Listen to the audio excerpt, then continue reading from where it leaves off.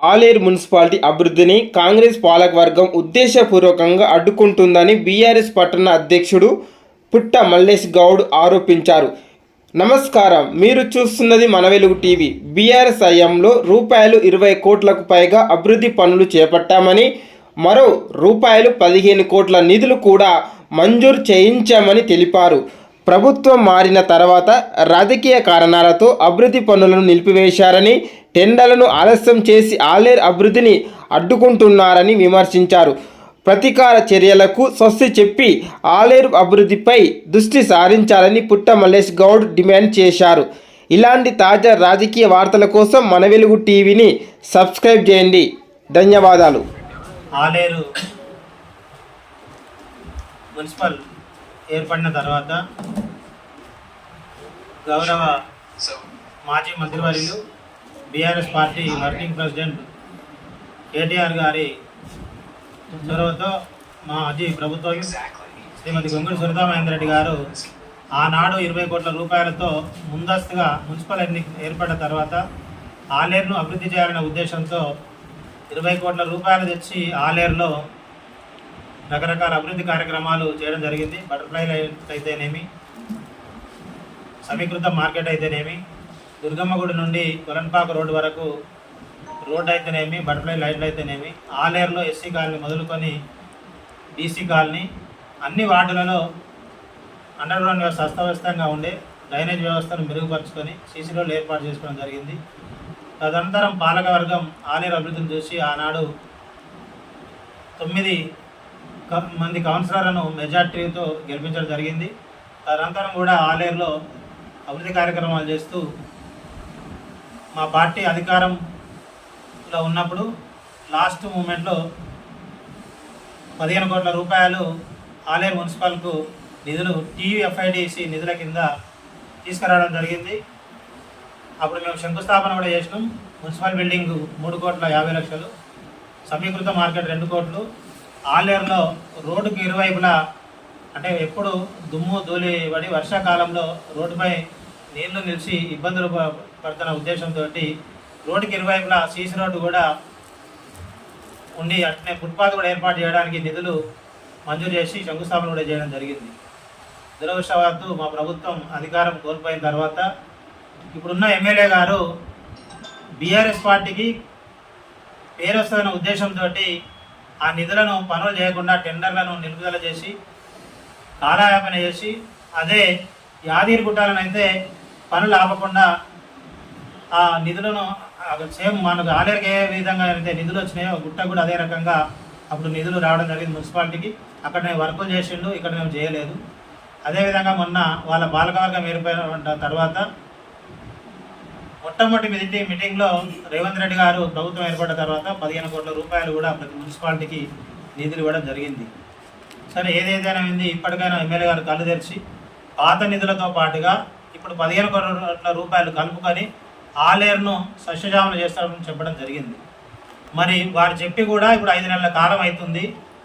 ఆలేరులో ఉన్న వాళ్ళ పాలక వర్గము అభివృద్ధి కార్యక్రమాల దృష్టి పెట్టకుండా వాళ్ళు కమిషన్ల కోసం వాళ్ళు వెంచర్ల కాడ ఇల్లు గడ్డలతో ఆలేరులో వాళ్ళ అరాచకాలు ఏ రకంగా చేస్తూ ఉన్నారో మొన్న వాళ్ళు గొడవపడి పోలీస్ స్టేషన్ వరకు వెళ్ళి వాళ్ళ మీద వాళ్ళే కేసు పెట్టుకునేదాకా వెళ్ళింది.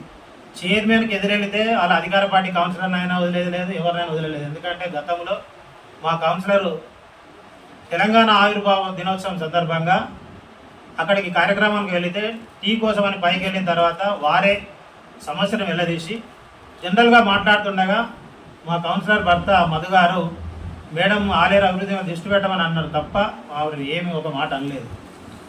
వారిని అకారణంగా నీకు ఏ అధికారం ఉంది ఇక్కడికి వచ్చినావు, ముందు బయటికి వెళ్ళమనడం వల్ల నాకు వచ్చే అర్హత ఉంది, మేము అడిగే హక్కు నాకు ఉందని అతను మాట్లాడినందుకు వాళ్ళ కొడుకు అతని మీద దుర్భాషలాడడం జరిగింది. వెంటనే అక్కడ ఉన్న కౌన్సిలర్ కానీ మా కౌన్సిలర్ కూడా గొడవద్దని సర్దేపి కిందికి పంపిన తర్వాత కింద కూర్చుంటే వాళ్ళ భర్త వచ్చి కూడా మా కౌన్సిలర్ భర్త మధు మీద, మా సీనియర్ నాయకుల మీద వారు దాడి చేయడానికి ప్రయత్నిస్తే అక్కడ ఉన్నవారు పోలీసులు కానీ అక్కడ ఉన్న మా కార్యకర్తలు కానీ వారించిన తర్వాత మేము పోలీస్ స్టేషన్లో కేసు పెడితే ఉల్టా మా మీదనే అంటే మా కౌన్సిలర్ భర్త మీదనే కేసు పెట్టడం జరిగింది. మరి మేము కూడా పిటిషన్ వాళ్ళకంటే ముందే మేము ఇచ్చినాం. ఈనాటి వరకు దాని మీద ఎలాంటి విచారం లేదు. మేము మంచి ఉద్దేశంతో ఆలేరులో అన్ని పార్టీల వల్ల కలిసిమెలిసి ఉన్నాం. ఎవరి మీద కూడా మేము పాలకవర్గం 5 సంవత్సరాలు ఉంది. వాళ్ళు కూడా రకరకాల బీజేపీ వాళ్ళు కానీ కాంగ్రెస్ వాళ్ళు కౌన్సిలర్ కానీ రకరకాల గొడవలు చేసిండ్రు. ఎన్నడూ కూడా వ్యక్తిగతంగా మా చైర్మన్ మీద వ్యక్తిగతంగా కూడా దూషించారు. బతుకమ్మ ఆడిండ్రు. రకరకాలను వ్యక్తిగతంగా కూడా దూషించినా కూడా మేము ఎవరి మీద కేసులు పెట్టలేదు. అదే చైర్మన్ కానీ చైర్మన్ భర్త కానీ ఇలా కేసులు పెట్టి భయభ్రాంతులు గురి చేస్తూ ఉన్నారు. అదేవిధంగా నిన్న వీడియో చూసినాం. అలా కౌన్సిలర్ అంటే చైర్మన్ కొంతమంది కౌన్సిలర్లు అంటే 2 వర్గాలు విడిపోయినట్టున్నారు. వైస్ చైర్మన్ ఒక వర్గము, చైర్మన్ ఒక వర్గం. ఆలేరు అభివృద్ధి విషయం కాదు, వాళ్ళు ఏ రకంగా ఆలేరును దోచుకోవాలి దాచుకోవాలనే ఉద్దేశంతో ఇక్కడ వ్యాపారం చేస్తున్నటువంటి రియల్ ఎస్టేట్ వ్యాపారులను కానీ ఎవరన్నా ఇల్లు కట్టుకునే వాళ్ళని కానీ ఇళ్ళ కాడికి పోయి బెదిరిస్తూ ఉన్నారు. డబ్బులు డిమాండ్ చేస్తూ ఉన్నారు. ఇప్పుడు ఇందాకనే చూసినాము ఏకశిల స్కూల్ దగ్గర దరిదాపు ఎకరం. గతంలో అది తెలుగుదేశం గవర్నమెంట్లో చింతకింది మురళి సర్పంచ్గా ఉండి అప్పుడు మేము ఎంపీటీసీలుగా ఉన్నాం.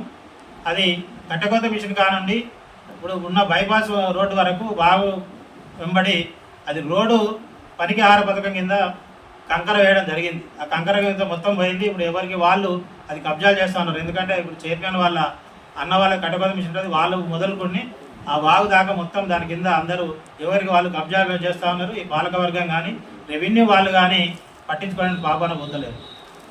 ఇలా ఆలేరులో మిమ్మల్ని అభివృద్ధి చేయమని మీకు అధికారం ఇస్తే మీరు డబ్బుల కోసము ఇవాళ గతంలో చైర్మన్ అన్నట్టుంది, నేను 2,50,00,000 పెట్టినా నా పైసలు ఇస్తే నేను వెళ్ళిపోతా అంటే ఆయన పైసల కోసం చైర్మన్ అయిందా, ఆలేరు అభివృద్ధి చేయడానికి చైర్మన్ అయిందా తెలుసుకోవాలని అవసరం ఉంది. ఎమ్మెల్యే గారు కూడా మీరు దృష్టి పెట్టాలి. ఇక్కడ మీ అండదండలతోటి మీ బంధువు అయినందువల్లనే ఇవాళ అధికార పార్టీ కౌన్సిలర్లను కానీ ప్రతిపక్ష కౌన్సిలర్లను కానీ ఈ మాకు ఎదురొస్తే ఎవరివైనా కేసులు పెట్టడానికి మొన్న జరిగిన సంఘటన నిదర్శనం. ఇవాళ మీ సొంత పార్టీ కౌన్సిలర్ అయ్యేపటికి వెంటనే నిన్న పిలిచి మీరు సర్ది చెప్పి వాళ్ళని కాంప్రమైజ్ చేసి కేసు విత్డ్రా చేయించారు. ఆ కౌన్సిలర్ మీద కూడా మరి ఎందుకు తోటి కౌన్సిలర్ మీద కేసు పెట్టినందుకు మరి దాన్ని కూడా ఎందుకు విత్డ్రా చేయమని చెప్పలేదు. ఒక ఎమ్మెల్యేగా పూర్తి బాధ్యత ఉంది. మీరు కూడా అందరికీ ఎమ్మెల్యే అనేది ఒక కాంగ్రెస్ పార్టీకే కాదు, ఆలేరు ప్రజలందరికీ మీరు ఎమ్మెల్యే, అందరినీ సమాన దృష్టితో చూడాలి. మీ కౌన్సిలర్ ఓ రకంగా వేరే పార్టీ కౌన్సిలర్ మీద కక్ష సాధింపులు జరపడం ఇది భావ్యం కాదు. ఆలేరులో ఇంకొకసారి మీరు వేరే వాళ్ళ మీద ఇట్లా వ్యాపారస్తుల మీద కానీ మిగతా వాళ్ళ మీద కూడా మీరు ఈ రకంగా మీరు పోయి భయభ్రాంతులు గురి చేసి ఈ ప్రాంతంలో ఇప్పటికే రియల్ ఎస్టేట్ పడిపోయింది. ఏ వ్యాపారాలు సజావుగా నడుస్తలేవు. ఎంతో కొంత ఎవరైనా వచ్చి వ్యాపారాలు చేసుకుందాం అనుకుంటే వాళ్ళని మీరు ఒక చైర్మన్ అక్కడికి వెళ్ళడం అనేది ఇది దౌర్భాగ్యం. ఎవరన్నా ఇల్లీగల్గా వెంచర్లు చేస్తే నీకు సిబ్బంది ఉంది, పిలిపించుకొని మాట్లాడచ్చు, అధికారికంగా నీకు అధికారం ఉంది. ఎవరైనా అంటే నిబంధనల విరుద్ధంగా వెంచర్లు చేసినా కానీ నిబంధనల విరుద్ధంగా ఎవరన్నా కబ్జాలు చేసినా కానీ మీరు యాక్షన్ తీసుకోవాలి. మీకు పెన్ పవర్ ఉంది. కానీ మీరే అక్కడికి పోయి వాళ్ళను అంటే భయభ్రాంతులకు గురి చేసి డబ్బులు డిమాండ్ చేయడం ఇది శోచనీయం. ఎందుకంటే నీ సొంత కౌన్సిలర్లే నిన్ను ఇక్కడికి వచ్చిన నిన్ను వ్యతిరేకిస్తూ ఉన్నారు. నీ వైస్ చైర్మన్ కానీ నీ కౌన్సిలర్ కానీ వాళ్ళ మీద నిన్ను అడిగినందుకు నీ తోటి కౌన్సిలర్ తోటి వాళ్ళని కేసులు పెట్టిస్తున్నావు. ఈ పద్ధతి మానుకోవాలని హెచ్చరిస్తా ఉన్నాను.